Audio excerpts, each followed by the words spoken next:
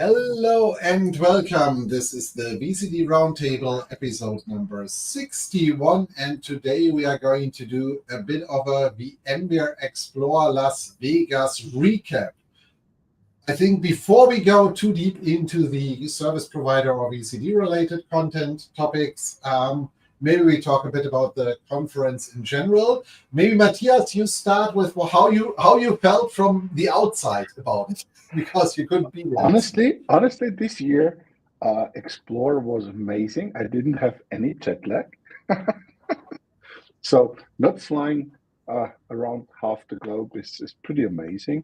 So from outside, it was very relaxed and very little communication. Honestly, from my point of view, they tried to put Hock Tan and his own messaging at top. And second line or big messaging was all about VCF and private AI, or VCF9 is the basic infrastructure for private AI workloads. I think that was the big messaging, and that's it. So from the outside.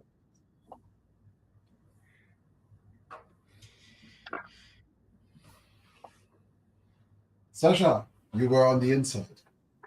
Yeah, so it was very interesting this year. So overall, it was really good to communicate with all the people, customers on the Explorer. So it was not as big as the years before, but it was, everyone who was there, or most of them who were there, it was a really good mood.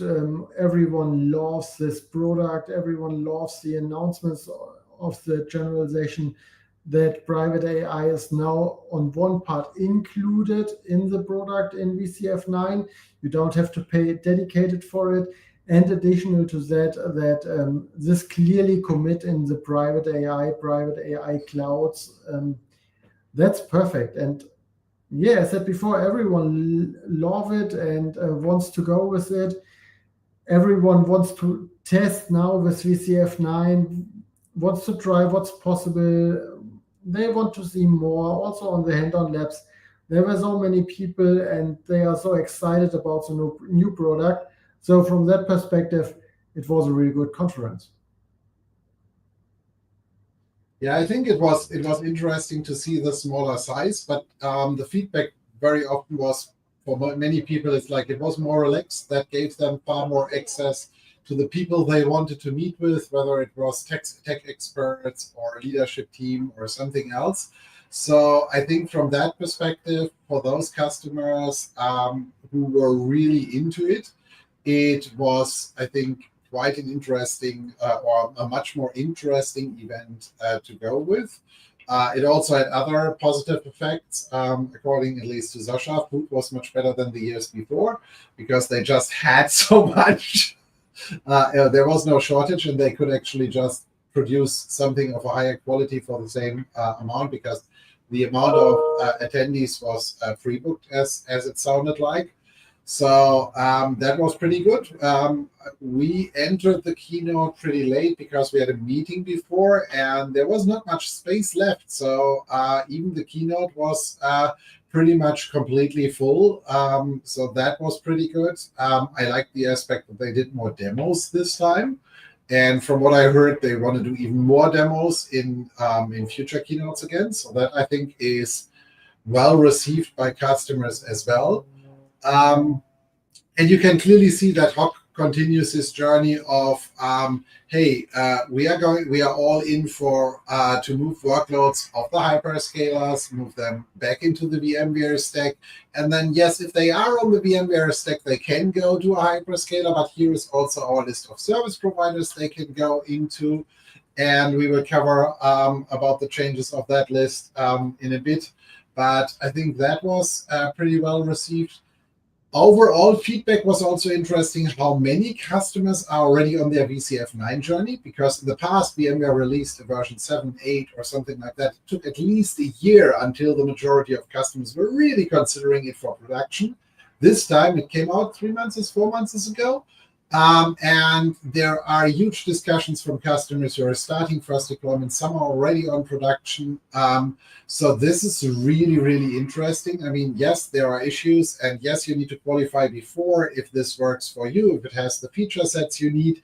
It doesn't fit everybody yet, but it clearly is a step forward. Also seeing to the disappointment, I would say, of many is the storyline of all the currently ongoing developments on what they are going to squeeze into 9.1 in new features, whether it is regards developers, automation, security.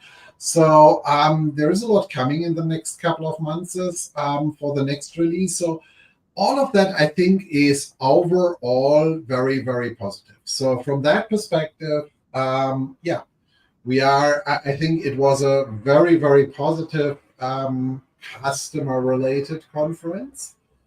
When it comes down to the partner track, let's start maybe on the resale side before we head over to the CSP side, and then I promise for the remainder of the session we will focus far more on that one.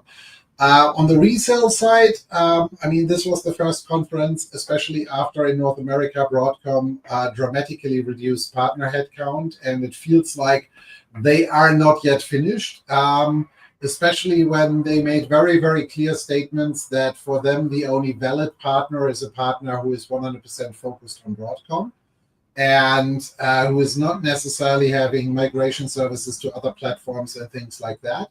That is also something which is a bit, at least vendors have said something like this behind closed doors, but they were very aggressive and very clear in that on the front. So you either want to stay with us on the VMware bandwagon, or if you want to offer migration services, then off you go. We don't necessarily want to have you as a partner anymore. So, and from what I have heard in the industry, several other vendors are currently looking at it if Broadcom is going to get away with it, because they might consider similar steps then in actually telling their partners, at least their top tier partners, if you want to work with us, you have to leave the other ones. So that's going to be interesting. But then it comes down to the more or less, much more interesting story. We all have seen, or we have all heard the CSP storylines over the last couple of weeks, where Broadcom discontinues the white label program, reduces the amount of CSPs. They also now made very, very clear, but that was already in the last couple of weeks, pretty much well public.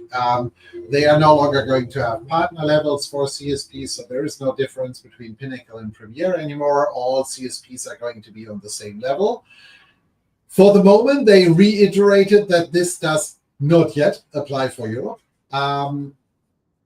Any questions in regards to whether they are going to apply it for Europe or when they are going to apply it for Europe were not clearly answered in any way. So at least there was under no circumstances will we bring this to Europe.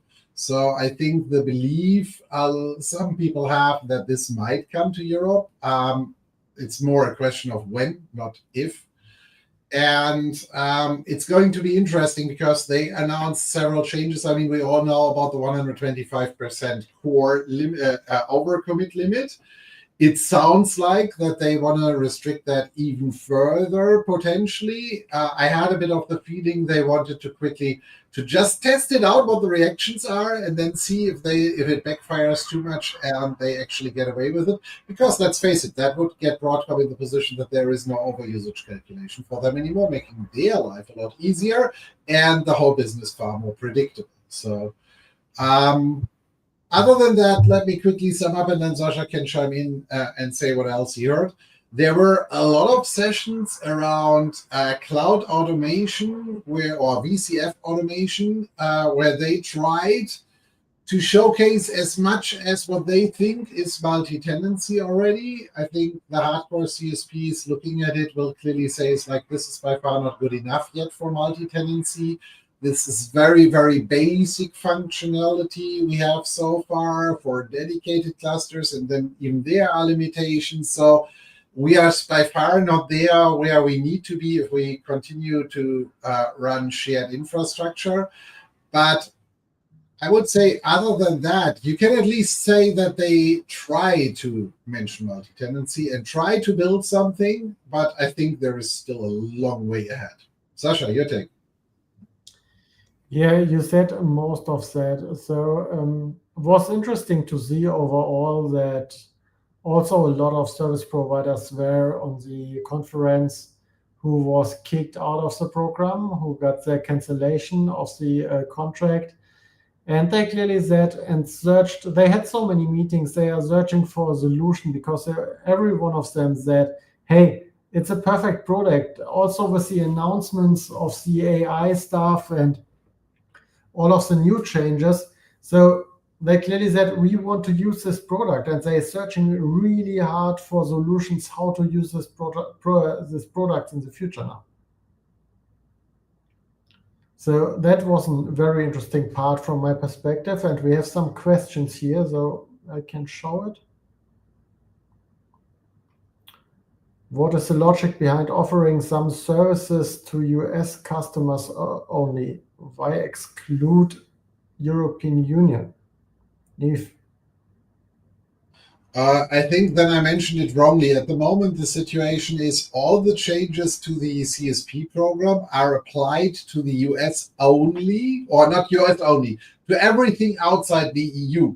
So the only protected CSPs who are not actually affected by any of the latest changes which come to North America, or which come to not North America, which come November 1st, only apply to everybody outside the European Union. And the question is, when is this going to come?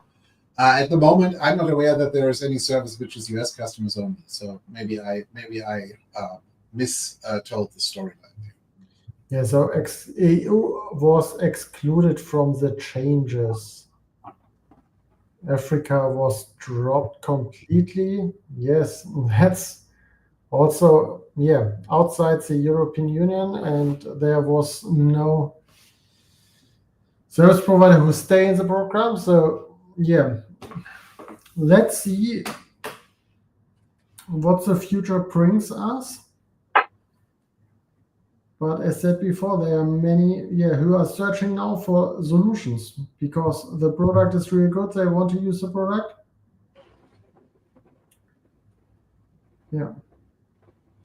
I think the point here is the very limited amount, and what the rumors have it on the wall is that the expectation is, and I think that is potentially which might go wrong overall. The expectation is that either these smaller service providers actually get merged into the larger ones, or the customers will just actually migrate or move their workload over to the bigger ones, and that they will just let alone their existing service providers. I think we all know that there is typically, when you are, especially with a smaller service provider, in many cases it's a niche solution. It has very specific availability scenarios, specific services or other things. So it's not that easy that you just take that VM out and actually place it again at a different service provider. So from that perspective, I think it's going to be interesting to see how this plays out, what the overall effect is going to be for Broadcom from that perspective. How many service providers are they going to lose? How many are going to stay there? There are also quite a few who appealed that situation during Explore and tried to speak to the CSP program from the North American providers. But from all I heard, there was no one successful with that storyline. So it seems like that the new model seems to be pretty close. However, on the other side, let's face it like that, there might be other models with bring your own license or customer-owned licenses and stuff like that. There is far too much at the moment which is in the unknown in that scenario, that those might be solutions. They need to find other solutions for other territories. Like I think the whole Middle East and Turkey area is left with 2 service providers. And especially in that area, not every country is really willing to actually host in another country, especially not one of the neighbors. That is a bit of a difficult story. So we will see how that is going to go out and what's going to happen with that. It sounds like they are working on some exceptions, but it sounds also like that these exceptions are really more facing towards specific CSPs in specific areas, not something like a broad line solution, which you can then apply to the European Union, North America, or something. And you really need to take a look on your current business. So figuring out how many shared and how many dedicated environments you have. So I think that's also one point you can take a look at. Because as Yves said before, if you have dedicated environments, you can take a look with customer-owned licenses, and there are some solutions. And yes, I know some of you might say now, yeah, but we gave up our resale opportunity. That doesn't stop you or your customers to buy the license somewhere else and actually bring them in. However, even there, the terms are when I read the terms, I have my interpretation on how I would read them. And then on the other side, you have Broadcom, who has their version on what they think or how they think this should be read. I would always argue is like then just actually write it into the sentences. That would help, because that's why you actually release these documents. Don't actually, it's like, it's my role as the customer or as advisor to potentially analyze and interpret these documents.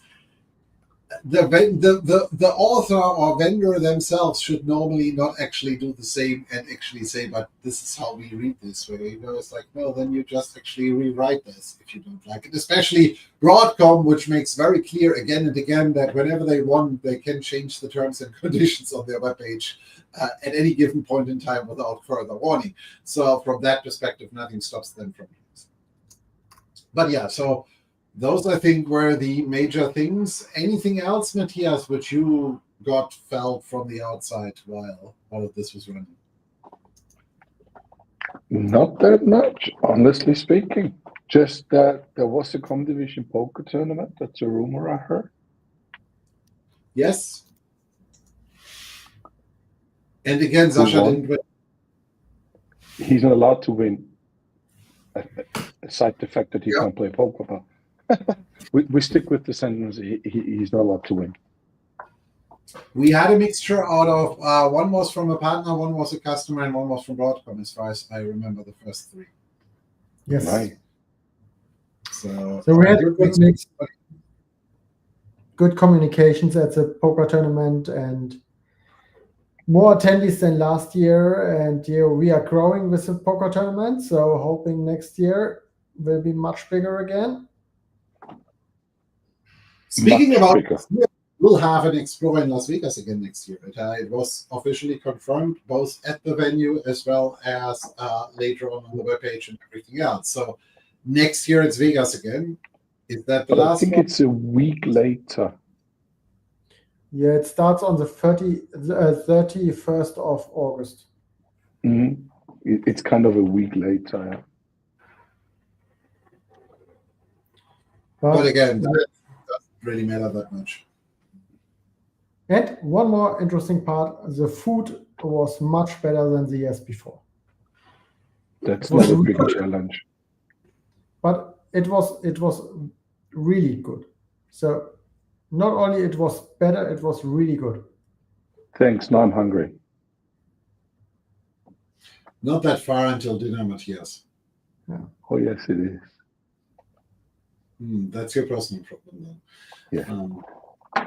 But yeah, so I think that's more or less it for Explore 2025.